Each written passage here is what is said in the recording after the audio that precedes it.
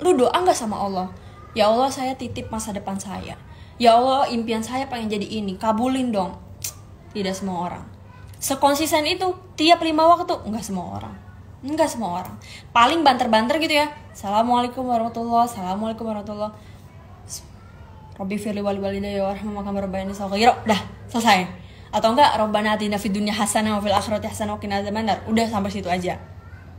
Jangan lupakan ini satu doa yang nggak pernah terlepas dari doa gue. Apa yang gue doain? Ya Allah, saya titipkan masa depan saya, masa depan adik-adik saya, masa depan anak-anak muda seluruh dunia dan seluruh Indonesia kepadamu ya Allah. Dan kuncinya satu sih, selalu mendoakan orang lain. Karena ketika kita mendoakan orang lain kan doa itu kembali kepada kita. Kita doain 1000 orang, 1000 kebaikan balik ke kita. Maka kita lebih cepet tuh nyampainya gitu loh, dibanding kita cuma doa buat diri sendiri gitu. Jadi intinya itu, kuncinya satu. Bagaimana sih caranya sukses di usia muda? First step, go to Allah. That's the only answer that I can give to you ya. Mungkin memang ada ikhtiar-ikhtiar dunia gitu ya, yang mesti kita lakukan. Tapi bertanya kepada Allah itu adalah hal yang tidak boleh kita skip. Bertanya kepada Allah adalah hal yang tidak boleh kita nggak lakuin. So, first thing that you can do, ask Allah. Bodoh amat kalau misalkan lu masih nggak tahu gitu ya, mau ngapain, harus kemana, bodoh amat, tanya aja Allah. Ya Allah, saya tahu nih, pasti lahirnya saya di dunia ini tuh ada maksudnya. Tapi saya nih lagi ngerasa nggak berguna banget jadi manusia. Saya pengen dah jadi orang yang berguna. Tolong dong ya Allah, tunjukin saya caranya gimana. Apa yang mesti saya lakuin? Apa yang kudu saya lakuin? Sekalian ya Allah, tunjukin jalannya kemana. Fasilitasin, temuin saya sama orang yang benar, yang baik, yang bermanfaat, yang bisa bantu saya, yang begini begitu. Jadi talk to Allah gitu ya. Biasakan untuk talk to Allah atau berbicara kepada Allah. Ini yang sering banget dilewatin mungkin sama anak-anak muda, yaitu merasa kayak ya kita doa sama Allah sebatasnya aja. Loh, kok malah gitu. Katanya iya aneh banget abisan kalau gue doa sama Allah terus gue curhat sama Allah, aneh banget lah. Ya lu yang aneh justru. Bukannya doanya yang aneh, elunya yang aneh gitu. Gimana sih? Jadi apa yang gue lakukan pada saat itu, gue bertanya sama Allah. Setelah gue bertanya sama Allah, apa yang gue dapatkan? Yang gue dapatkan adalah jalan-jalan. Maksudnya jalan-jalannya bukan jalan-jalan kayak kemana gitu, ke pasar bang, bukan. Maksudnya jalan-jalan tuh gini, Allah ngasih gue jalan. Kenapa kalau kita nanya sama orang gitu ya, serba terbatas? Kenapa? Karena emang manusia tuh taunya ya terbatas. Yang taunya nggak terbatas itu siapa? Cuma Allah gitu. Istilahnya kayak lu nanya sama orang taunya lewat gang A, B, C. Tapi ketika lu nanya sama Waze atau nanya sama Google Map, dia tahu 10 gang. Kan beda kekuatannya, ya enggak? Jadi kuncinya satu, yaitu bertanya kepada Allah. Terus apa yang harus kita lakukan? Selebihnya adalah ketika Allah udah tunjukin jalannya apa, kita harus istiqomah. Nggak boleh gitu kayak melenceng atau nyeleneng. Apa sih disebutnya? Apa sih nyelonong? Apa sih melenceng ya? Bener ya, melenceng gitu nggak boleh. Jadi tetap konsisten gitu ya dengan apa yang kita lakukan di awal. Berdoa terus walaupun kita udah dapat apa yang kita inginkan, berdoa terus. Dan gue nih punya cerita yang menarik guys. Gue kan waktu itu pernah ngebahas ya tentang kekuatan atau dahsyatnya mengucap, berkata, menulis gitu ya, yang baik-baik. Berdoa yang baik-baik, dan berdoa itu gak boleh ukuran yang kecil, harus ukuran yang gede gitu ya. Gue kadang suka lucu aja gitu loh. Ada orang, gue pernah nemuin satu komen bunyinya begini, ya Allah, semoga tahun ini saya bisa beli mobil bekas Toyota Avanza. Dalam hati gue mikir, lah kenapa dia nggak doa minta yang baru aja gitu. Nah inilah kenapa manusia tuh kadang tetap aja, walaupun kita tahu Allah tuh maha besar, kita tahu Allah maha mampu, maha bisa ngasih gitu ya, tapi tetap ketika kita berdoa, kita mikirin kemampuan kita. Nggak nalar nih kalau bisa beli mobil baru, kayaknya nggak mungkin buat gua gitu kan. Nggak mungkin nih gua bisa beli mobil baru, udahlah nggak usah muluk-muluk. Ya Allah saya pengen beli mobil bekas gitu. Ya itu namanya lu nggak percaya sama Allah, gimana sih? Padahal kita tahu nih Allah maha besar, Allah maha mampu, Allah maha bisa ngasih lu yang baru, bukan cuma mobil baru doang, bahkan dia bisa ngasih lu pabrik-pabriknya. Tapi kenapa kita selalu minta ukuran yang kecil? Kenapa selama ini kita dapatnya kecil dikit? Kenapa? Barangkali kita doanya juga kecil dikit.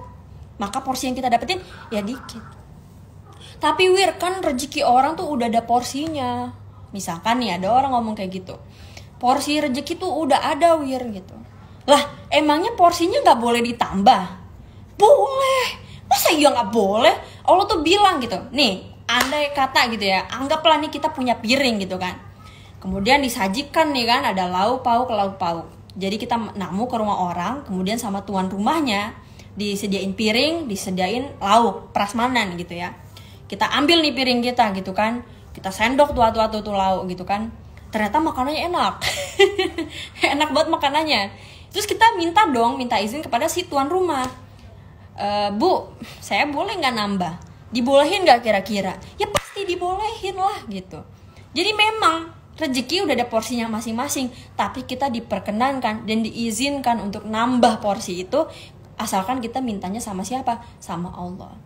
Selagi kita mintanya sama Allah, lu mau minta gunung kayak mau minta lautan dan seisinya, minta dunia dan seisinya, boleh. Kenapa? Karena kita minta sama Dia. Yang nggak boleh itu minta sama manusia gitu. Paham ya sampai sini ya? Bisa dipahami ya? Oke. Sekarang gue pengen cerita. Ini sumpah ceritanya baru aja terjadi kemarin. Tahun ini bahkan kayak bulan lalu. Nggak lama sebelum gue berdoa gitu ya, gue udah dapet jawabannya. Jadi gini guys, gue waktu itu doa pengen minta duit 10 miliar. Bukan waktu itu, baru kemarin. Ini sumpah, nih kalian harus nyimak baik-baik. Jadi gue doa minta duit 10 miliar. Dan itu gue doa selalu gue sebutkan di setiap sujud sholat gue gitu ya. Jadi kan gue percaya banget sama repetisi atau pengulangan. Semakin sering kalimatnya diulang-ulang, maka chance atau kesempatan untuk dikabulkan semakin banyak. Kenapa? Karena kita selalu berdoa. Semakin banyak berdoa, maka semakin banyak juga pahala kebaikan gitu kan. Dan pahala kebaikan itu bisa ditukar menjadi barang yang kita inginkan gitu. So anyway, gue waktu itu doa kemarin, ya Allah saya pengen punya duit 10 miliar. Jadi setiap sujud tuh gue doa. Gue doanya banyak banget, yang gue pengen ini banyak banget. Tapi ya intinya gitu ya, gue selalu sebut ini dalam sujud gue. Setiap sujud ngomong dalam hati kan, setelah baca gitu subhanallah. Ada om gue guys, bentar guys. Oke. Iya, jadi gue doa gitu kan di sujud. Setelah gue selesai baca doa sujud gitu ya, gue ngomong dalam hati, ya Allah saya pengen duit 10 miliar. Panjangin umur orang tua saya, bahagiain, lempengin hatinya, ademin, pokoknya semua keinginan gue sebutin. Tapi highlight di situ ya, doa pengen duit 10 miliar. Apakah saat gue berdoa gue tahu gue bakal dapat dari mana tuh duit 10 M? Kagak tahu gue. Tunggu, ini gue kayak ngajak orang tawuran ya. Aduh mohon maaf loh ini ya.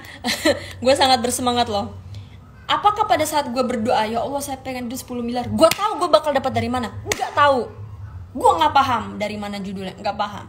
Tapi satu yang gue tahu, gue gak tahu caranya gimana, tapi Allah tahu caranya gimana. Karena buat dia ngeluarin 10 miliar pastinya kayak ilah, seuprit doang gitu loh.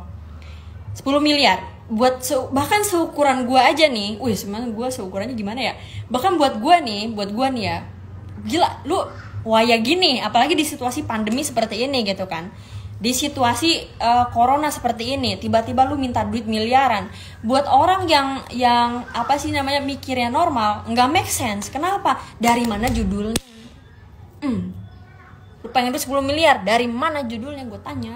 Gak tahu emang. Ini kan ngegas banget tuh ya. Gak tahu gitu. Lah gue masa bodoh. Gue nggak tahu, ya udah. Lu nggak tahu, ya udah. Kenapa lu nggak tahu? Kenapa gue nggak tahu? Karena memang knowledge atau pengetahuan kita terbatas. Makanya gue nanyanya nggak ke lu. Gue nanyanya nggak ke Google. Gue nanya ke siapa? Nanya ke Dia yang maha tidak terbatas, yang nggak ada batasannya. Jadi gue nanya ke Dia nih, ke Allah gitu. Ya Allah saya pengen duit 10 miliar. Abis gue selesai berdoa, gue juga mikir sebenarnya, duit 10 miliar dari mana waya begini?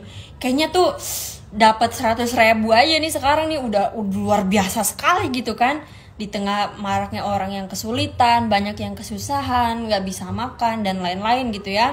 Tiba-tiba gue memberanikan diri ini untuk berdoa di luar zona nyaman. Apa itu berdoa berdoa di luar zona nyaman? Berdoa di luar kapasitas pikiran gue. Tadi yang seperti gue sebutkan di awal ya. Gue sebutkan di awal, kenapa sih kita selalu berdoa sesuai kemampuan kita? Kenapa nggak memberanikan diri untuk berdoa di luar kemampuan kita? Gitu. Akhirnya gue berdoa seperti itu. Nggak lama kemudian setelah gue berdoa dan gue rutin gitu, benar-benar istiqomah setiap sholat sunnah, sholat wajib, setiap sujud ya, gue berdoa seperti itu. Bahkan setelah selesai sholat pun gue berdoa gitu ya. Tiba-tiba gue dapet WA dong, gue dikirimin surat kerjasama. Di situ tunggu.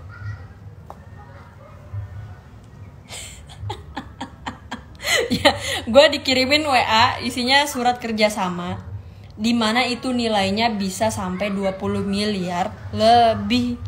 Dan itu bisa gue dapatkan. Dari mana ceritanya? Nantikan ceritanya setelah gue udah dapet duitnya. Nantikan ceritanya sampai gue udah dapet duitnya. Nah inilah maksudnya kenapa gitu ya, kenapa gue selalu memberanikan diri gitu berdoa di luar kapasitas atau kemampuan gue. Karena gue tahu Allah pasti tahu jalannya, Allah pasti tahu caranya. Yang gue mesti lakukan cuma satu, gue minta ditunjukin, itu aja. Udah, gue cuma minta ditunjukin, udah itu aja, ya kan? Terus ternyata Allah ngasih tahu nih caranya seperti apa, dengan apa? Lewat WA seseorang yang ngasih tahu ke gue bahwa ada tawaran kerjasama yang kira-kira nilainya bisa sampai 20 miliar lebih komisi untuk gue. Dan bahkan itu mungkin skalanya bisa 100M atau berapa M lah itu project tersebut gitu ya. Tapi gue bisa dapat 10M waktu itu. Gue bisa dapat 10M. Terus gue mikir-mikir lagi, waduh, kan gue sebelum gue berdoa nih, bahkan saat gue berdoa gue mikirnya 10M itu impossible. 10M itu angka yang kayaknya agak susah diraih gitu ya. Ingat loh catatannya di situasi seperti ini, karena gue doanya mintanya tahun ini juga gue punya 10M itu. Tapi setelah melihat angkanya dan melihat caranya ini memungkinkan buat gue punya, akhirnya gue naikin lagi nih level doanya. Ya Allah, saya gak jadi minta 10M, saya mintanya 20M. Sadis maksudnya gini, kita tuh masih muda guys, jangan minta seukuran jajan anak kos gitu loh. Gue tahu nih mungkin sebagian dari kalian ada yang ngekos, ilangin lah image anak kos itu bokeh, anak kos itu nggak punya duit, ilangin ya. Mulai sekarang kita start doanya miliaran, bahkan kalau bisa triliunan, tapi ya udahlah miliaran aja dulu ya. Ngerasain ngeliat duit 1M tuh kayak apa sih gitu. Ini bukannya gue mau nyombongin atau gimana, gue pengen ngajak kalian tuh untuk bergerak gitu loh.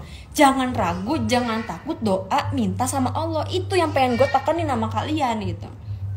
Mulai sekarang gitu ya, doalah di atas ukuran kemampuan kalian, doalah di atas kemampuan kalian, doalah di atas apa yang kalian tahu. Kenapa? Karena kita punya Allah yang maha besar, yang maha memampukan, yang maha bisa, yang maha mengabulkan gitu ya, yang maha tahu gitu ya masa depan kalian seperti apa. Jadi bagaimana sukses di usia muda? Adalah dengan cara apa? Kita deket sama Allah. Ketika kita deket sama Allah, dia bakal ngasih tahu caranya, jalannya, bahkan dimodalin. Lo pengen jadi apa, lo pengen kemana, lo pengen sekolah dimanapun, lo pengen kuliah dimanapun, nanti lu akan ketemu jawabannya. Kapan? Ketika lu udah bertanya kepada Allah. Gitu ceritanya. Cocok nggak? Ini nih kayak begini-begini jarang lo didapetin sama orang. Biasanya nih ya walaupun nggak salah sih, namanya juga ilmu. Dan I really appreciate every knowledge that I have or I get gitu ya. Tapi kadang-kadang nih kalau misalnya ada yang nanya gitu, gimana sih kak caranya kuliah di luar negeri? Terus dia bilang gini, oh ya kamu nanti bisa lewat jalur beasiswa di sini, kamu daftar di sini. Menurut gue gini loh, nggak apa-apa lu nyoba jalan itu, nggak apa-apa. Tapi buat gue yang yakin banget bahwa jalannya dia itu banyak banget, buat gue yang yakin bahwa kemampuan Allah itu di luar cuma soal beasiswa gitu ya. Jadi gue langsung beloknya atau langsung apply beasiswanya ke Allah gitu. Gimana sih caranya meng-apply beasiswa ke Allah? Gimana caranya minta beasiswa ke Allah, dengan cara apa? Ya udah gue doa gitu loh. Gue bawa dalam sujud gue bilang, ya Allah saya pengen keluar negeri, biayain. Gila loh, dapat beasiswa dari Allah, gimana ceritanya coba? Ya, nggak usah banyak nanya bagaimana, nggak usah banyak nanya. Semakin lu banyak nanya, semakin lu nggak melakukan. Jadi udah, intinya lu yakin, udah cukup situ aja. If you believe, then do it gitu. You believe, then do it gitu. Do it now. Or nyesel later, iyalah. Lakukan sekarang, atau enggak lu bakal nyesel nanti. Oke? Seperti itu. Bagaimana caranya minta beasiswa ke Allah? Udah gua jawab tadi ya. Oke, sekian guys dari gua. Semoga bermanfaat. Insyaallah live-nya akan gue save. Thank you so much for watching. Insyaallah sampai ketemu lagi di live yang akan datang. Assalamualaikum warahmatullahi wabarakatuh. Dadah.